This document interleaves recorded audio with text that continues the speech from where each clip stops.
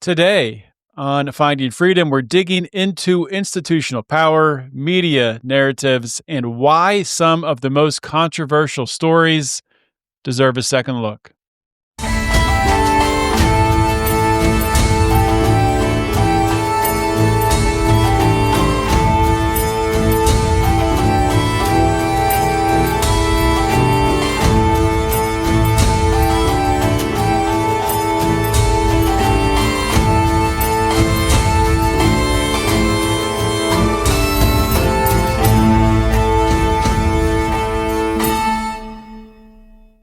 Hey, welcome back to Finding Freedom here on the Lions of Liberty Network. Great to have you with me. If you're listening to this when it comes out live, Happy New Year. If you're listening later than that, then still Happy New Year, but I'm sure you've heard that from many people before me saying this now. But either way, great to have you with me. Looking forward to 2026 and everything that I hope it will bring. 2025 was a interesting year. It was a year for me personally of a lot of learning, which I'll expand on that in a future episode. But today, we're here to talk about some important stories, bringing on a new guest who hasn't been on the show before. So excited to get some insights from him. Introduce him in just a moment. Before I do that, I want to talk about Fox and Sons coffee. It's my favorite coffee. It's what I start every single morning with. And I'm especially excited. One of my Christmas gifts is a coffee mug warmer. So I'll be able to have my coffee mug right here. Recording this in the afternoon, so not drinking coffee now. But when I record in the morning, I'll have my coffee mug right here, nice and warm with delicious Fox and Sons coffee. You can get 15% off an order of $40 or more by using promo code JOHN, that's JOHN, at checkout, and that's foxandsons.com, FOXNSONS.com. Check it out. Okay, let's bring in my guest for today. It is Brian O'Leary. Brian is the voice behind the O'Leary Review. It's also the pen or the keyboard behind the O'Leary Review, where he writes and podcasts at the nexus of politics, history, sports, and culture. He's a populist conservative, a traditionalist who is not interested in the safe, sanitized version of the news, whether he's dissecting the state of our republic or the state of the NFL. Brian delivers unvarnished truth, unrelenting insight that you won't find in the legacy media. Brian, great to have you here on Finding Freedom. Thanks, John. Good introduction. Appreciate it. And it's true, I guess. So that's good. Yeah. That's good. That's good that it's true. If it was a bunch of lies, that would be a problem. Yeah. We've got so the O'Leary Review is right now on Substack, and that's where my major platform is. So we do podcasts and regular columns over there. And, we have a podcast feed too outside of the Substack. It's the same thing. So anyway. Yeah. And we'll link to all that on the show notes page as well. I think I came across your work, Brian. I think it was about a month ago. Was that maybe a little longer? Yeah, I can't remember. Like 3 weeks ago, probably. 3 weeks ago, where you had written on your Substack about the Jerry Sandusky scandal. Giving a take that goes against the populist narrative. As I've done as well here on this show. I would say against popular narrative, not the populist narrative, John. Yeah, it's probably. I guess that's accurate. Yeah. The popularly accepted narrative, and yes. Put it that way. But I do want to talk about that. But I think we have a lot to talk about. We had a good conversation a few weeks back before the holidays, and I think we have a lot in common. So we'll get to Jerry Sandusky. But before we do, let's kind of set things up so my audience gets to know you a little bit better. You can intro yourself, maybe a little more extensively than I did in my intro, and kind of share the reason. Why you decided to start, writing and the motivation behind the O'Leary Review. Yeah, you bet. Essentially, I've been writing most of my life, wanted to get into journalism right after college. And it's like, geez, there's no real great jobs, and that was what 25 years ago, I guess. I don't know. Jeez. Yeah. Me, So me too. anyway, It's a long time. yeah, and I didn't necessarily pursue that. I tried a little bit, and then just it didn't. And then when the advent of blogs and citizen journalism came along, I threw my hat in the ring a little bit there. Um, and really, I wanted to be a sports writer. I just wanted to go to the games and report Mhm. on sports, and that sports have been my life. And so I I think I started. I don't remember what year it was, but Bleacher Report had just started. Citizen journalism. I saw these crummy articles, and uh, I was like, "Oh, I'll be one of those people." And so, one of my first articles, I believe, it was somewhat tied to sports. And I'm from Portland, Oregon. That's where I was living at the time, and they had a deal where this Major League Soccer was coming to town. We have this Mhm. Portland Timbers have been kind of a franchise since, I don't know, 1975 or something. And then professional soccer died out in the US, came back. They were an indoor team for a while. Then they were an amateur team. Then they came into the lower level professional soccer before MLS was really a thing. And MLS only had a few teams. But then they wanted an MLS team. And we had this stadium, still do, frankly, in Portland, and where the minor league Portland Beavers have played since the 1950s. There was a couple years there in the 70s where the Beavers didn't exist. And if you ever watched the film, The Battered Bastards of Baseball on Netflix, No, I haven't about watched the that. Portland Mavericks, they were a single A team, and they had a ragtag crew of guys, and I know several of them. And they were a generation older than me, but I know several of those guys that played on that team, and so that was a big thing in Portland. But then we got that became too successful. It was Kurt Russell's father owned the team, and Kurt Russell actually played on that ball club, and he was a star baseball player until he got hurt, and then he became who he is now. But that was huge in Portland. And then we got the Beavers back, and the Beavers were actually the Pittsburgh Pirates farm club when I was, first growing up. And so I knew a lot of these Pirates guys. Isn't that crazy? All the way across the country, you would have one Yeah, of your and minor league then affiliates. yeah, and Insane. then the Pirates dropped them, or we dropped the Pirates, or whatever, Mhm. and then we were the Phillies. And that was the year that when the Phillies were great, when they went to the World Series, played the Orioles. 93, maybe? 83, 83, 93? 83. 83. Okay. So we had the Phillies, and then the Portland club was great. I think they won or finished second in the AAA World Series, and it was just like, all right. Anyway, so this is a big thing, and Portland's actually a pretty big baseball town, also a big basketball town. We just never had a big league club, and you fast forward a few more years, we had the Twins. When the Twins were winning World Series, they were our team, Hmm. and but not a lot of people went to these games just because the stadium was. It wasn't really designed originally as a baseball stadium, but it was like one of these things where everybody, you went to the if you wanted to watch good ball, you went there. And anyway, they left and they moved to Salt Lake, and then the Rockies moved in when they first started up in the early 90s, and they had a single A team there for a few years. And then, all right, well, baseball is popular in Portland. Okay. So then the Padres took over the AAA.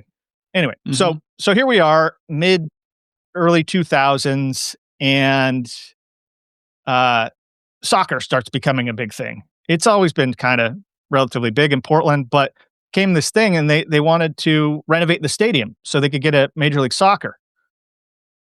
And it's like, man, really? Uh, so that was my like, what?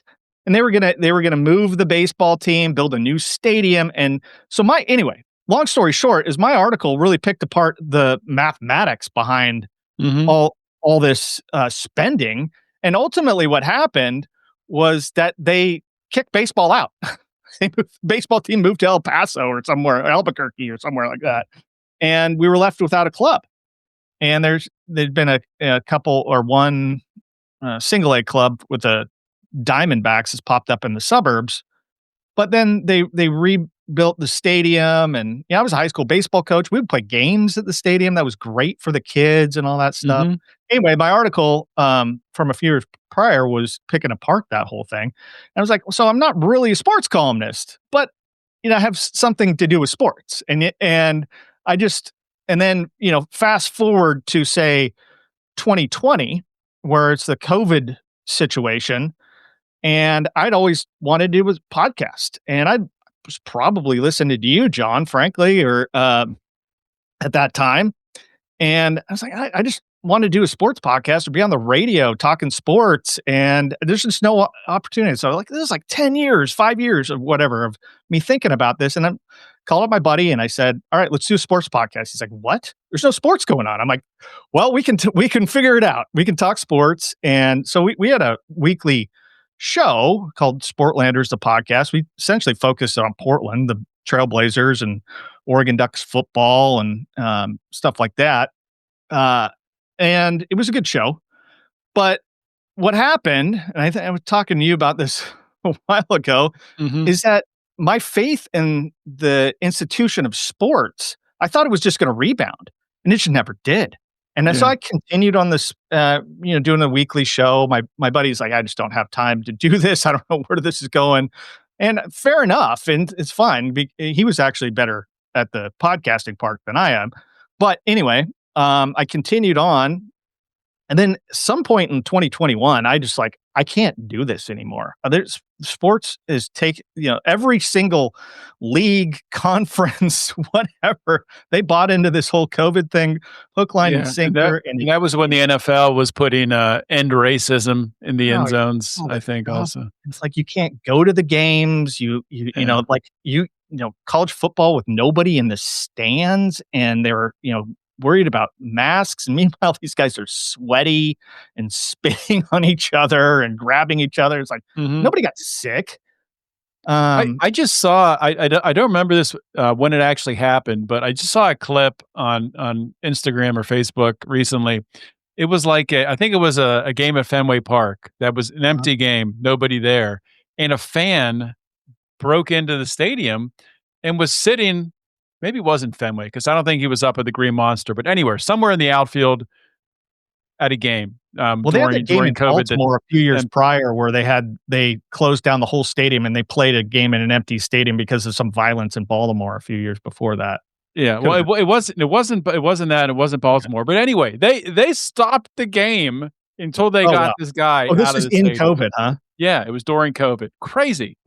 In hindsight, looking back on that now, so you and I are like, that was insane. But it's wild to think there's still people who were like, well, I'm glad they did that. That was the right thing to do. Yeah, and so that bothered me. Scary part. That bothered me to no end. And so I'm like, I can't continue to do this sports podcast. I just can't. I'm done. And then I was working with a family member of mine. He fired me because I wouldn't tell him whether I got the vaccine or not. And that created a whole host of problems with the organization. And so I'm like, I don't know what to do. So I'm just going to start writing to my email list that I got set up with. I didn't even realize I had people that signed up for my email list. I went and found there were 6 people. And I just I'm going to start writing every day and, or most days. And I did. And fast forward, I don't know, I guess it was probably mid 2022. And I got in this, maybe we talk about it later, but Tom Woods' School of Life. And I was like, I've been listening to Tom for 20 years and know his whole program. So the idea was that Tom's people teach you how to do life. And it's like, okay, I'll sign up. And it was great. They have webinars every other Tuesday and bring somebody in and talk about different strategies. How to go. It was great. Fine.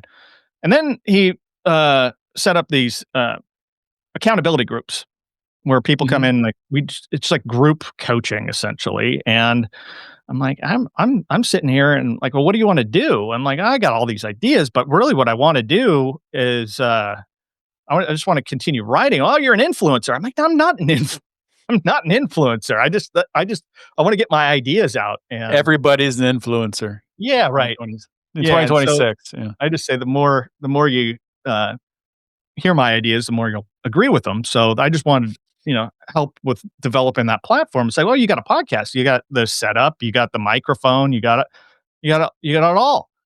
I'm like, I'm a sports podcaster. I do not want to talk about sports every week, or let alone every day. I just can't, Mhm. I just don't have the bandwidth. Well, what's the podcast going to be about? I said, I don't know. So I just read an email that I wrote and, commented on my podcast, and that became, went from Sportlanders podcast to the Brian D. O'Leary show.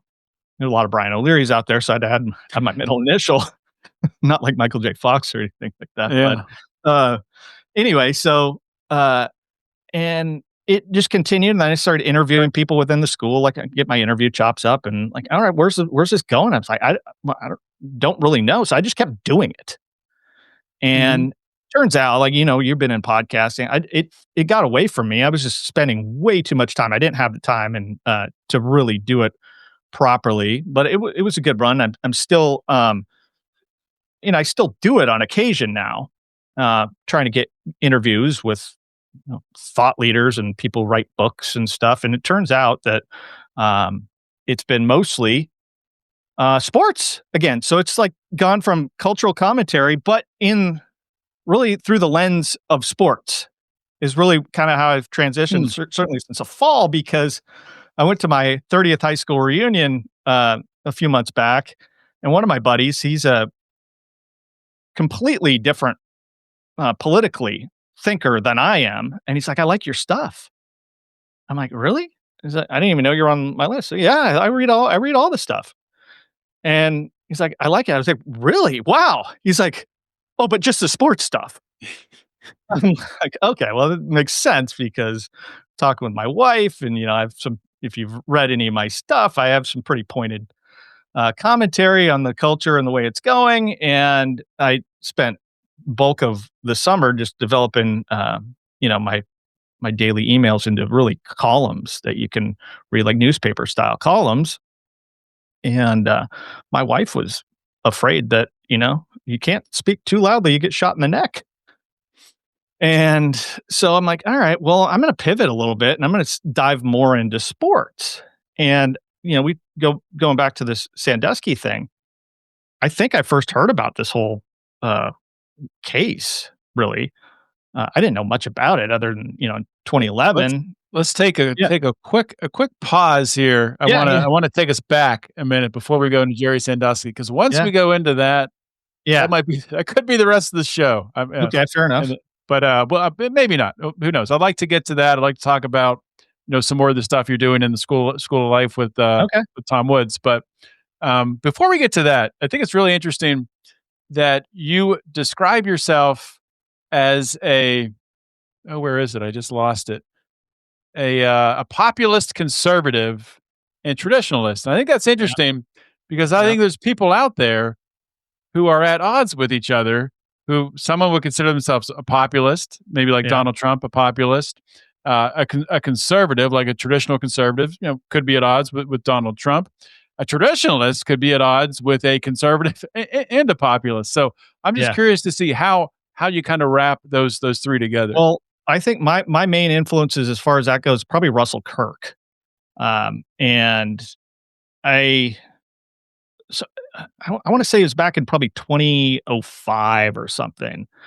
I had a job and I was going to buy the business. Didn't work out for a number of reasons. So I said, I'm just going to take some time out and figure out what I believe.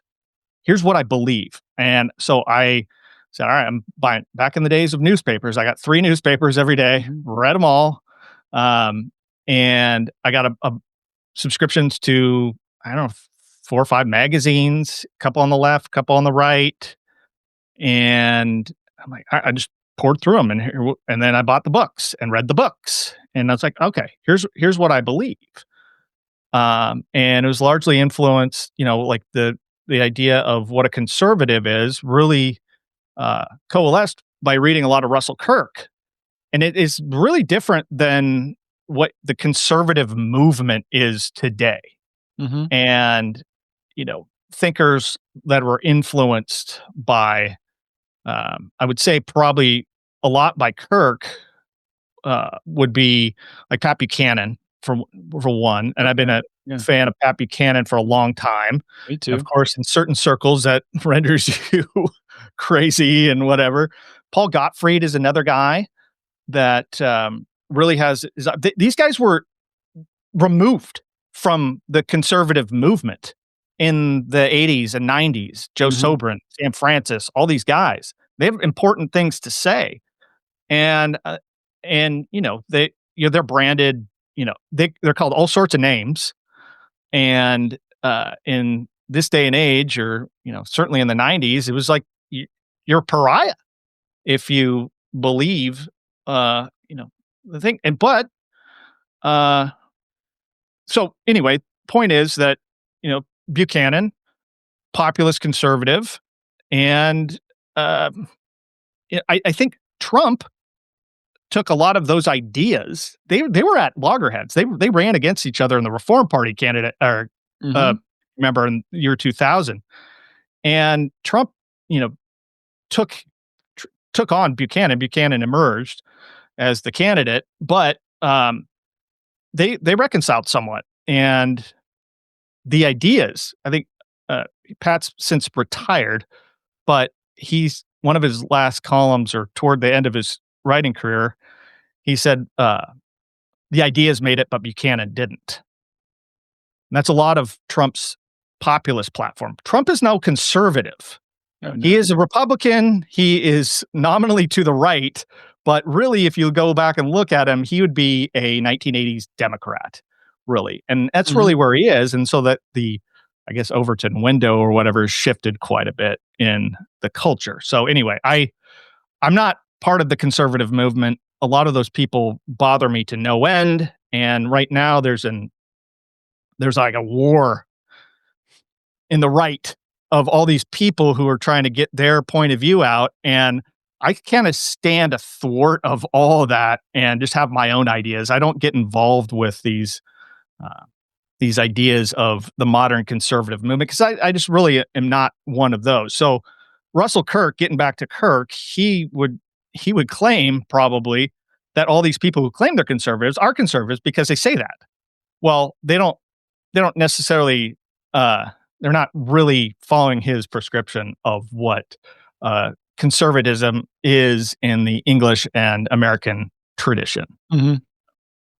Okay, well, That's that is where interesting. That does make a lot more sense, the Pat yeah. Buchanan angle. I Yeah. didn't think of that when I read that, but Yeah, and so I know you're largely libertarian leaning, and I mhm, am, like, I would say I'm a fellow traveler in many of those circles, but a lot of it doesn't resonate with me. Certainly, in the uh, last cycle, I the agree. the idea of a libertarian party is just bizarre to me. I agree. People that they've run, I have friends.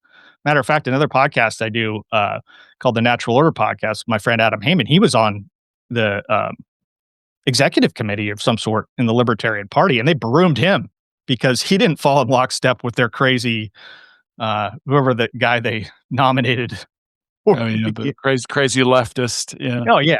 And so it H.J. has Oliver. nothing to do with so I'm a fellow traveler in a lot of those circles, and the economic angle, the Austrian economics, I'm largely sympathetic to. But again, that also doesn't jibe with a lot of the nationalist. I wouldn't even call it national economic nationalism. That has a bad ring to it when you call yourself a nationalist these days. But Mhm. I think America for Americans is what I'm for, just like Oregonians for Oregon.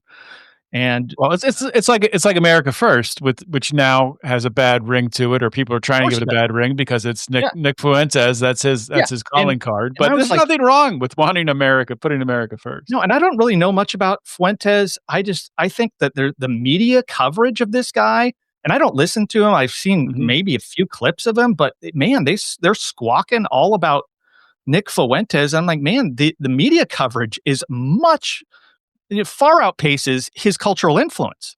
Most people don't care He about does. Nick Fuentes. Yeah, most people our age don't care, but I think the younger generation, young men do. Perhaps, and that's what I He get. definitely has influence there, and he's definitely said some inflammatory things, some Okay. things, a lot of things that I disagree with.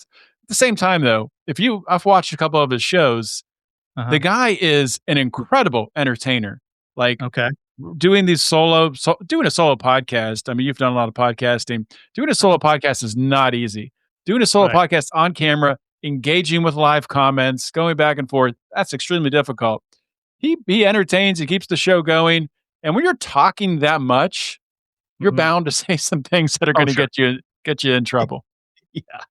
Yeah. Yeah. But So, anyway, like, I don't align myself with that. I just stay away from all those, inter-right wars or whatever. yeah, Now it's like the Candace okay. Owens versus Ben Shapiro and all that. It's like, I don't really have time.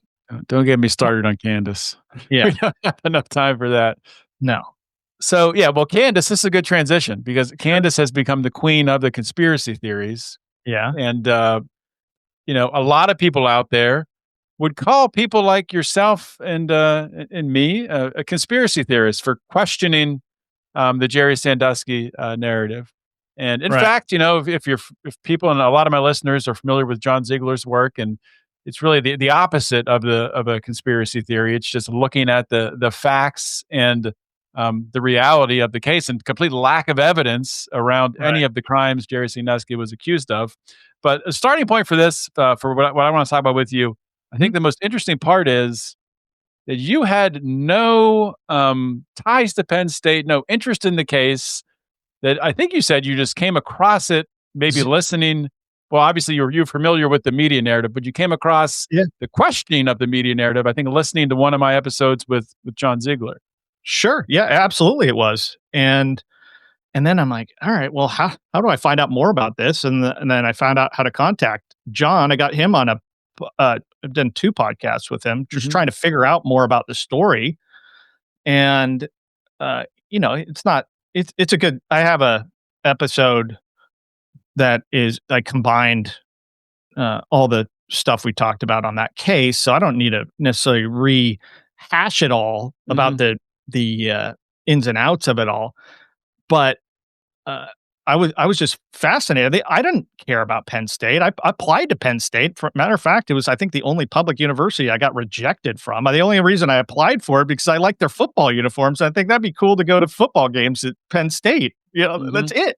I don't think I would have gone, but it didn't matter. But I didn't have any allegiance to Penn State whatsoever. Frankly, I was looking at my notes, even as late as 2017. I didn't even think I wrote about it in this article, and I'm like, it was when Penn State was 6-0.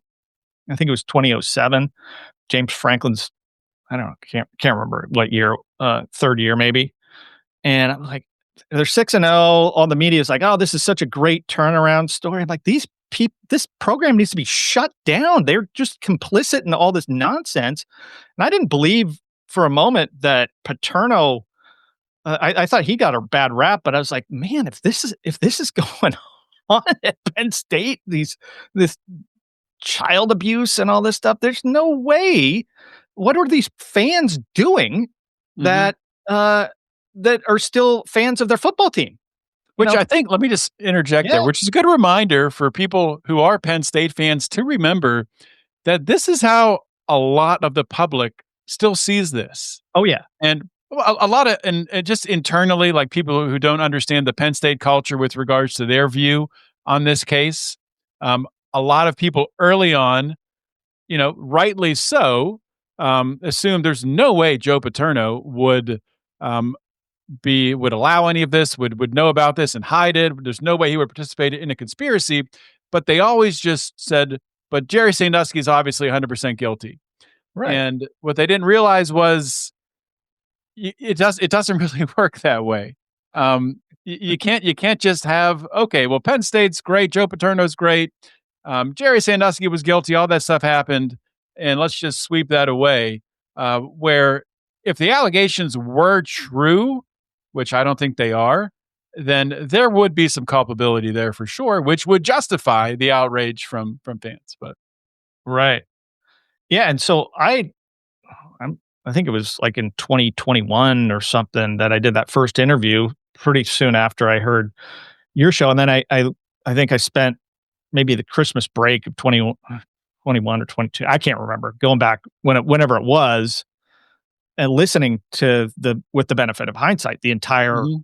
podcast that John had done up until Yeah. that point, and he's since added several more episodes that provide even more, Oh, the light on most this. the most recent ones are probably Oh, some of the best ones. I mean, the whole yeah. thing's incredible, but yeah. Yeah, and Yeah. and so I got him on a podcast, we talked about it, and I'm just like, like, I'm thinking to myself, I'm like, "Why do you even wanna go down this road? You are just gonna get skewered." But at that point, I didn't really care because Mhm. I was just living my life, and I had already gotten fired, like I said, from a family member Mm. because of the whole COVID thing. It didn't make sense. So I'm like, I got to change what I'm doing, and I got to find out the truth of what the heck's going on, and not be afraid to say what I believe in this Mhm. culture anymore, because people always want to hedge, it seems like to me, on everything in this culture. And like, I'm not hedging anymore. And so if I find holes in this narrative, I'm gonna push back. I don't find any holes in the narrative, or not. Well, I do find tons of holes in the media narrative, but not in the way John presents the case. And he's done a lot of work. Frankly, he for years he was convinced Jerry Sandusky was guilty, Mhm. and his goal was like this Joe Paterno angle makes no sense. And it was like, all right. And he made a documentary film on it. And still he believed Yeah. this allegations against Sandusky. Why wouldn't you? And you pick it apart, and then why did I write this long article on Substack at the beginning of December? Well, I just like, I've been thinking about this, I've been researching it. I have all the um and it started out, I was just going to do like a normal column, like a 1500, 2000 word column, and then I'm like, all right, well, man, you're not getting the point across here. It turned into like a, I don't even know, like 30,000, uh not 30, I don't know. It's a long column. You read it, but Yeah. why? Th Well, th Penn State was hiring a new football coach. There's six Mhm. permanent or interim coach since Joe Paterno, or including Joe Paterno, and and I it's like, well, I need to write something about this. I need to get my, my all my thoughts out on what this means right now, because I'm going to wait another 5, 8, 10 years when they get a new coach or whatever, and still a lot of these things come out. But Because just to yeah. back you up there, because, as this coaching search is going on, it lasted over 50 days, which was a bit ridiculous, but that's not here or there. Mhm. You'll see on any Twitter, X posts talking about the coaching search, people from outside Penn State saying, "Oh, Penn State's disgusting. Yeah. They hid the crimes of pedophiles. Joe Paterno, of course, the Pitt fans, Joe knew." So still today, we're talking more than a decade later, Mhm. it's still going on. Still So yeah. going on. And I wrote the article, put a brief thing on Twitter, and it blew up. It was like probably my most viral Twitter post that I've ever had, and I think maybe you saw it there, Mhm. um, and that was crazy. The there's obviously people that know what we know, and they back you up, and then but they're just combating all these other false narratives that are out there. And I guess my whole point in doing this was really not to defend Jerry Sandusky at all. Like, I think, whether he's innocent of the charges or not is almost irrelevant. It's how we got here. Mhm. It's how we got here. And I think what I believe happened is that the media, and thus the general public, had this narrative already already baked. And if you back off of that, and what Penn State did, they just started throwing money out to all these accusers. And if Penn State ever, and still to this day and in the future, if they ever admit that they were wrong on any part of this whole thing, they're admitting to a massive fraud, and they can't do that. They cannot do that. And ESPN, not only Penn State, it's no. It's so there's so much corruption even outside of this within the political system in Pennsylvania. Yeah. And from, former governors to attorney generals to, the corruption runs so deep. And just peel back the layers of the onion on this case and the nefarious characters who pulled the levers that helped to lock Jerry Sandusky up, and all the way down to the prosecutors who were actually getting paid out of one of the trust funds of one of these accusers. Yeah, and it was a nothing burger in the media. That was revealed recently.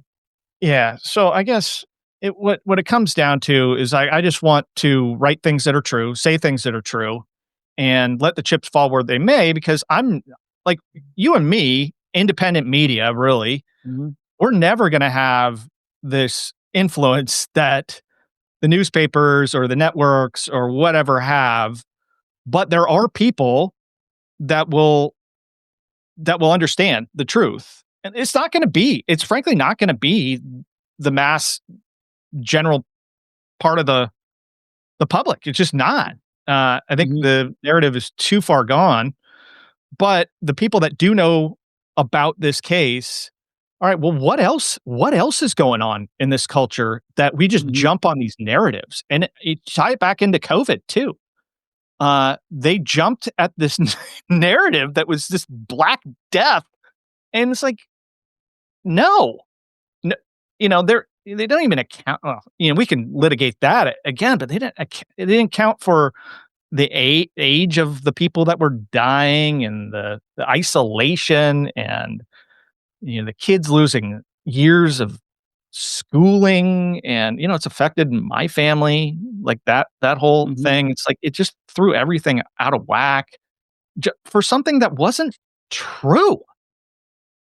And what else is going to come down the line that's not true, that people believe it's true because the media, once they craft their narrative, it's all over and people believe it. It's like, why wouldn't you? It's who you trust.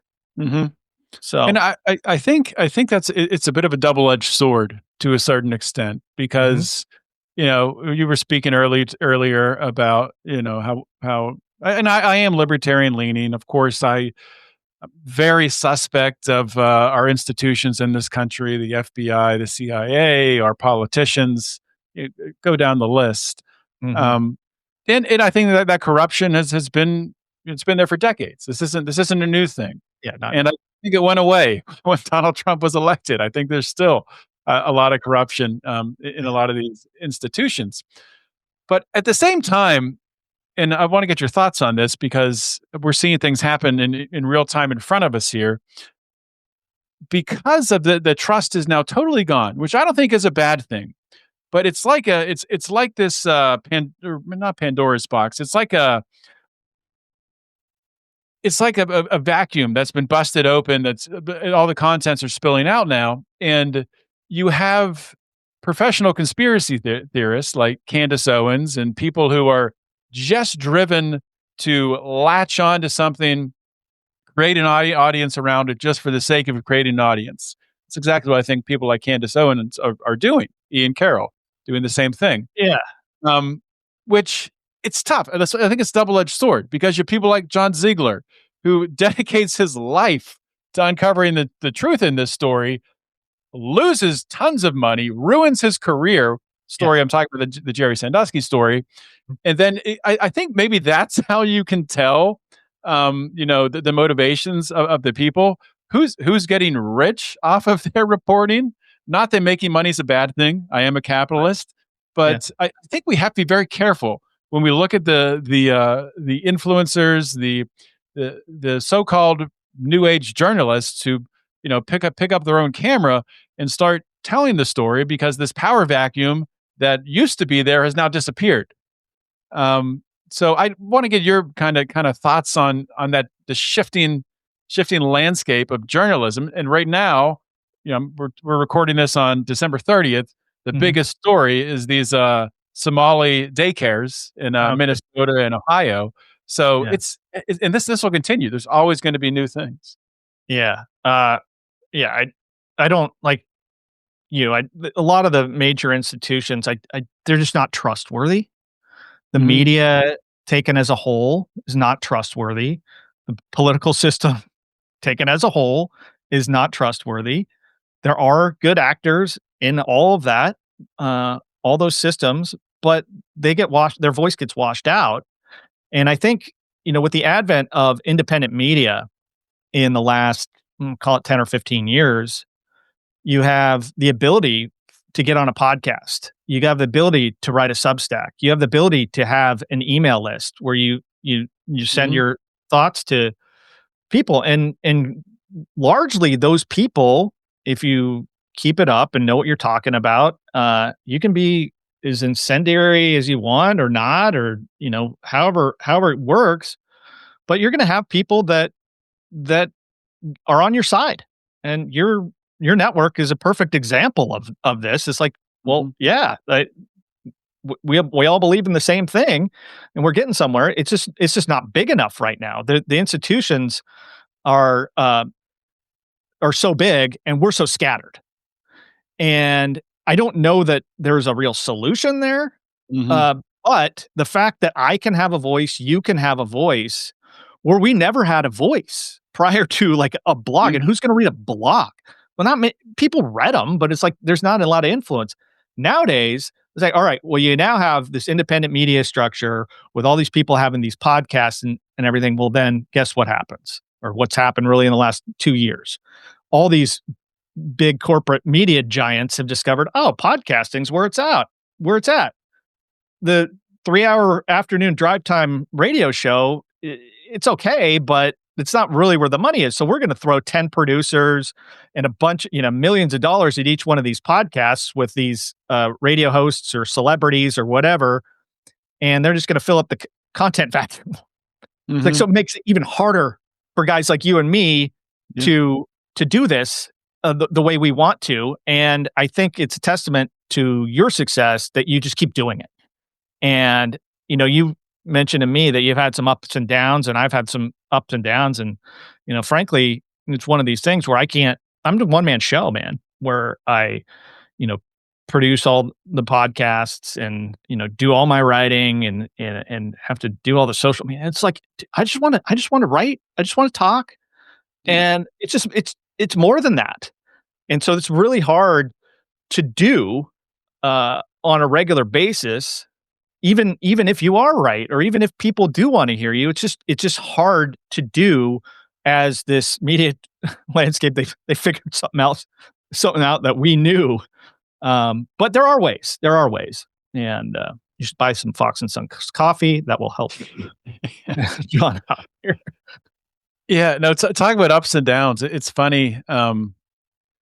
Last week was the first week since I started podcasting that I took off, that I didn't release an episode. And it was kind of like a pride thing. Like I wanted to be able to say, like, I've never had a week where I didn't put an episode out. Then I realized that doesn't get me anything. That doesn't matter. Like Mhm. I'm taking the week of Christmas off, and I talked to the rest of our our team here, the other podcasters, and they're like, yeah, why put a podcast out the week of Christmas? People are traveling, they're with their families. They should be with their families. They should be, Mhm. not listening to podcasts. So why compete with that? But it's so funny, like how my mindset has kind of shifted. Like, and I think it's important to, especially with podcasting in this landscape, and not that I plan on taking many more weeks off in the future, but things change, and we've established an audience, so we can afford to take a week off. But let's talk a little bit about Tom Woods and Oh, his sure. School of Life community, and how you kind of stumbled your way into taking on a leadership role within that Yeah. community. Yeah. So Tom, probably most of your folks are familiar with them. I know you guys. I think I may have heard about you guys from listening to the Tom Yeah, Woods we show, way back in the probably. day, like Originally, the first back in podcast the we advertised on was Tom Woods. So yeah, it might be weird. yeah, and good move because it got you at least one list. Mhm. Um, so anyway, yeah, I joined Tom's School of Life. Haven't been on his email list for a long time, and then I would listen to the Peter Schiff show. When it was a internet radio show of some sort, and I don't know. And then Tom would guest host for Peter every once in a while, and Tom announced I don't know, it was when he was guest hosting for Peter or in his email that he was starting his new show, and that was gosh, who knows, 10, 12, 15 years ago. I don't know, can't remember. At But least, yeah. I've listened to every one of Tom's shows from the beginning, and it's improved quite a bit from the early days. And he had this school of life idea that I talked about earlier, which is he was pretty cryptic about it. But you sign up, and all right, you get a good price for signing up. So I did, and at that point, like I said, I was in between things. I didn't really understand where my life was going to be headed. And I wasn't actually that involved at the very beginning, uh, other than just attending the, biweekly webinars or whatever it Mhm. was. And there was not, a ton of community there. You had to go through a third party thing. It was like, it was similar to Facebook, but it wasn't Facebook. I couldn't figure that out. Anyway, one of the members, Jeremy Evans, he said, "All right, Tom, I got a tech stack I'm going to build for you, make this thing go." And then right around the same time, he started these accountability groups, and Jeremy became one of the facilitators there. Where and I got into one of his groups, and this is what I'm saying, where the people in the groups were like, "Well, what's your podcast going to be about?" I don't know. So, yeah. And I just kept going, and it was like, well, it was important for me just to keep doing it and keep writing and all this stuff. And by doing that, I got to know a lot of the members in the school, talking to Mhm. them, interviewing from my podcast. A lot of these people just like, I was pretty impressed, frankly, with a lot of these people. And they don't lack for ambition. I tell everybody they don't lack for ambition. A lot of us lack direction, maybe sometimes. We need like, all right, here, I got this great idea. Here we go. And Mhm. so about a year later, they one of the facilitators didn't work out for his schedule because I had like 5 or 6 calls over odd hours of the week. And um I uh they're like, "Oh, do you want to run one of the calls and see if like you're a fit or whatever?" I was like, "Oh yeah, sure, whatever." um I get this message like, "Congratulations." Like, "For what?" And "Oh, you're our new facilitator." I'm like, "Oh boy, well, how much time is this gonna take up?" I gotta ask my wife about it because the schedule, like, is, like, nights, mornings, midday, da. And, she's like, "Oh, yeah, go for it." And so I had 5 calls, scattered throughout the week, and these are just wonderful people. And every week we come in and you have all right, it's 90 they're 90-minute calls. It's like, "What'd you do last week that's related to, Mhm.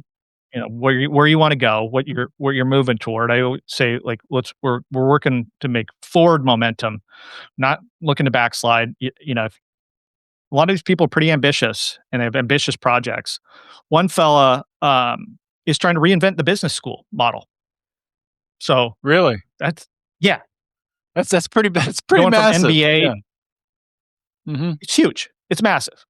And it's like going from, like, the MBA, the management structure, Mhm. to, creating a business school based on entrepreneurship and the principles of Austrian economics or Mm. entrepreneurial economics. If people aren't, you got to do this whole education thing to talk about Austrian economics and what that is. And it's not from Austria, but, this, that, and the other. So Right. entrepreneurial economics. and he's doing great right now. Like it is such an ambitious project that he's toned it down a little bit to where like, all right, we're gonna do a course. And now this course is 13 or 14 modules. It's in a few universities. He's trying to get it expanded to uh, more, but he's written a couple books to support that. And one just released a couple weeks ago. His name's Hunter Hastings. That And sounds familiar. Okay. yeah, he's a super impressive guy.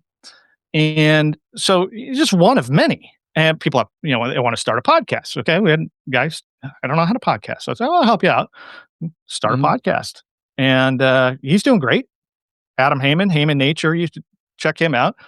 And he does a show with or every week he does they call it a crossover with the economist Bob Murphy. And so they talk about, obviously libertarian leaning stuff. And Adam and I were doing a podcast for a while together, might start up again. But anyway, so all these people are really impressive. And so what we do is like, how'd you do last week? Okay. I didn't get this done, that done. Like, why? All right. Well, because of this, that, the other. All right. Then at the end of your turn, it's like, all right, I have an action item to do for the week. Some people want to do 3, 4, 5, 6 action items. Key is commit to one. That's what I tell them. And that works way better. But like I said, people are super ambitious and they have all sorts of things they want to do, and really remarkable people. And all, through Tom's, just listening to Tom Woods and knowing the stuff that Tom believes in. And so these are, really impressive people. I get to meet with, dozens of people every week. And we just go through. I'm sure that rubs off on you. I mean, being able to, yeah. Totally. Yeah. And that is so, and I'm not a member of the School of Life, but I do like when Tom started, I remember reading about it, and when we were talking earlier about being libertarian leaning and the mess of the Libertarian Party, and I think it's so great to see people like Tom, and there's others too, and my show even has shifted this way too, where I still talk about some politics, but I would much rather my audience, people who aspire for freedom and liberty in their life, to focus on creating it themselves, taking ownership of their time. Like you're talking about, surround yourself with a community of like-minded people. People are going to support you in trying to build something to set yourself free, to set other people free, rather than going and trying to get a dog catcher elected so you can say we have an elected libertarian in Pennsylvania. Yeah. Let's actually try to influence the culture, influence business that way. Right. Because I remember when I first became a libertarian and I was reading all these books, and I would look around and be like, all right, I understand Austrian economics. Where are all the rich Austrian economists? Where are they? The aforementioned Hunter Hastings would like to get a hold of all the rich Austrians to fund his business to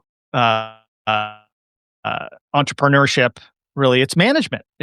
So where are all the rich Austrians? Okay, this is one of the things we work on. Are like, how do we find these people? How do we contact these people?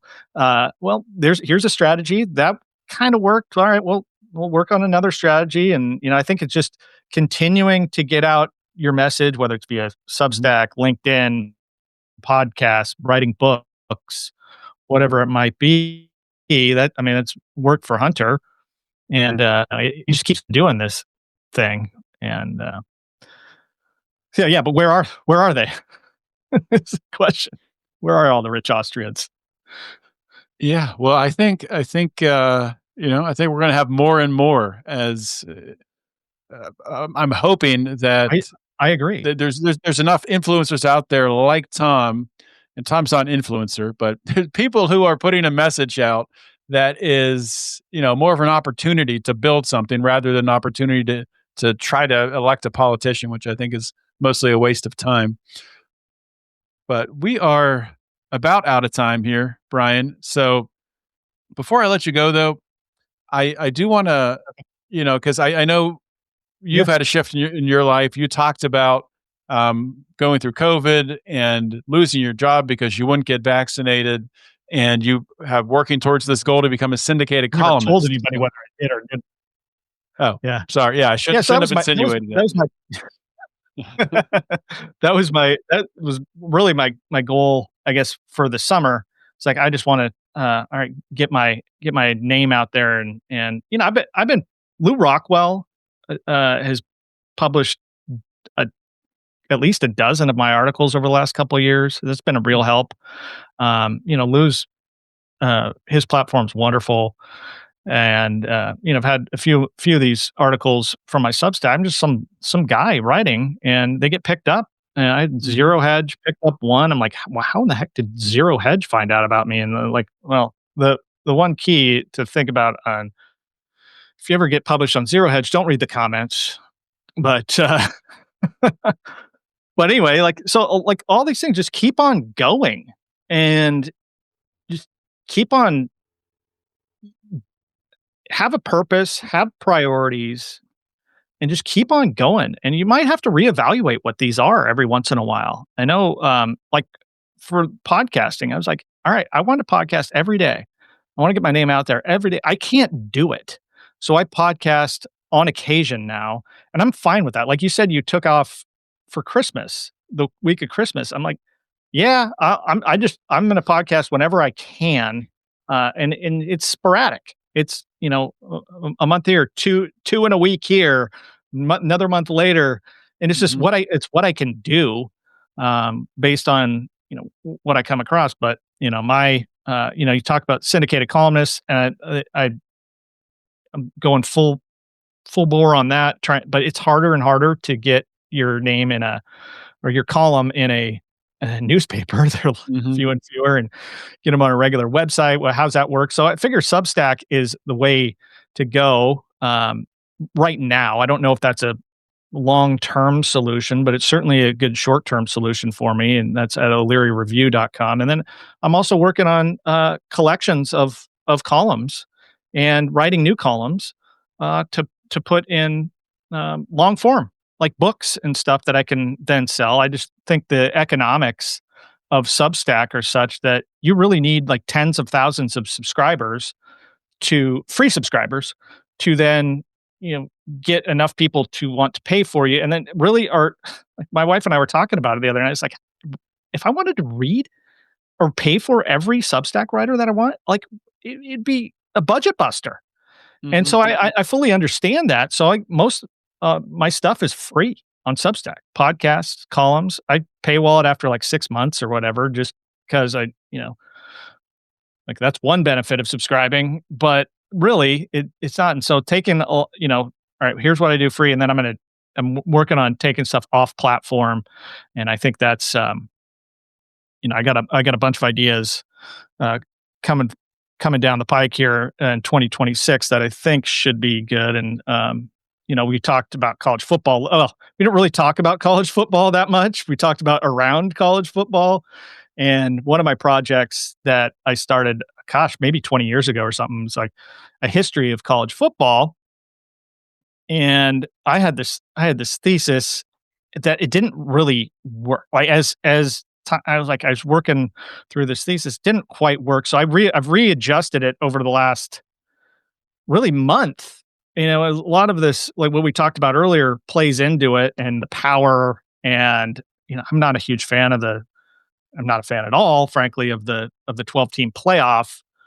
But it is what it is, right? We're in it, and I think it's destroyed a lot of college football, what made college football. But as I go back through the history, that is a constant point at every stop in the history of college football that it's been destroyed or whatever. And so I hope to have a really thorough history of that. And I don't know how long it's going to take, but I'm more committed than ever because now I have the path of where I want to take that and the narrative I want to structure around that. And I don't really watch a ton of sports like I used to. I'll watch these college football playoffs, but it's one of those things that it's on. and I like football. I love football, Hmm. and I'll watch it, but it doesn't grab me well nearly as much as it did 5 years ago. I mean, I my friends and I would use I think 3 times, maybe 4. We rented an RV, went from Fiesta Bowl to Rose Bowl, sometimes called a Really? Holiday Bowl, and did it started and stopped in Las Vegas and made a whole week out of it, and we saw some of the best games you've ever seen in college Yeah. football just by being fans of the game, and the magic is still there in college football. It's just not the same as I think it once was, but who knows? Who knows what's going on? There's a lot of problems in this sport, but Yeah, I mean, the history of college football. I think college football has it's ended almost. I mean, yeah, and sure, it's still the teams are still affiliated with the college. The players are being paid. I'm not against players being paid, but it's different. It's not the same thing. And college basketball too, and probably. I mean, it's probably. I don't really watch college baseball, but I'm sure it's really across the board in any sort of major-ish sport at the college level where it's just players have no loyalty. That's what made college football so great I is agree. that identification with the players because they maybe they sat in the same classrooms as I did or whatever they went to the same whatever the same you had the same common experience going to the same college and you shared that in common and pulling for the same team and alumni coming back and supporting their team and now you have a player who will play for 5 different schools in a 5-year period and it's like Sometimes what 7. yeah what are we doing Yeah. Yeah, so we'll but see. I'm yeah. a rough year for my BC Eagles. Got your old coach, Bill O'Brien. I think he's gonna turn things around, but this year was rough. Yeah. He's a good coach. He doesn't need a whole lot of talent. He just needs a quarterback, some tight ends, and some offensive linemen, and he can make it work. He's Yeah. a Our portal is getting killed like Iowa State's is, thanks to yeah your new coach, like, leaving. Oh, yeah dear, that but we'll see. We'll see what happens. that's the other thing. It's all going down to the next level. So it all trickles down to Mhm. these players just getting pulled from lower level school to lower level school, which is whatever. That's what it is. And like Yeah. I love Yeah, football too. So this is a topic that, when I was doing my little research on this, I was saying maybe this becomes like this epic podcast about the history. I don't know what it's gonna turn into, but I've got this project and I started out as a book, but man, maybe it is just getting other people's opinions and doing a podcast and then writing the narrative about it later. I don't know. So we'll see. I think over the next year, so we'll kind of get this dialed in and yeah, why not both? Why not a why not book both? first, Right. maybe, then a Right. podcast? Yeah, Yeah. you do all of it. Maybe the book kind of primes the pump and gets you access to some, bigger names to be able to interview. Yeah, that could Yeah. definitely work. Okay, well, we're about out of time here, All Brian. right. But before you go, once again, I want to give you a chance to point people towards your blog. If you want to point them towards Yeah. any socials or anywhere Yeah. else, too. Just Substack is o'learyreview.com. That'll get you to my Substack. And like I said earlier, it has all my columns there and um, podcasts and that stuff. And Brian D. O'Leary on Twitter, X, whatever you call it these days. And you can follow me there. And I'm not incredibly active. I check it a lot, but I'm not incredibly active. But that's where I'll post all the articles also on that side. So yeah, o'learyreview.com is where you want to go for to read and it's not all sports. It's sports, politics, like you said, sports, politics, culture, history. I like all that. Tying those things together is Mhm. really I kind of found what my sweet spot is. Yeah, I honestly, I think if you like my show, if you like this network Lions of Liberty, then you're probably going to like most of what Brian's doing over on his Substack. So definitely go check it out. But Brian, Thanks. thank you so much for coming on the show. Really enjoyed this. My pleasure. Thanks, John. Alrighty, bye now. Okay, that is a wrap for today's episode of Finding Freedom. Thank you all for listening. And thank you for subscribing. If you're either listening on an audio platform on your Magic Pocket listening device, also known as a cell phone, or if you're on YouTube or Rumble, thank you for subscribing. Thank you for the comments, the reviews. It is all appreciated and all helps with the algorithm so more people can see it. If you really like the content we are putting out here at Lions of Liberty, please, if I could speak, please consider supporting us on Patreon or Locals. Just go over there, search Lions of Liberty. You'll see a bunch of different ways that you can support us. We appreciate any and all of it. With that being said, thank you for listening. Happy New Year. And I will see you next week with another great episode. In the meantime, always remember to keep your head up and those fires of liberty burning.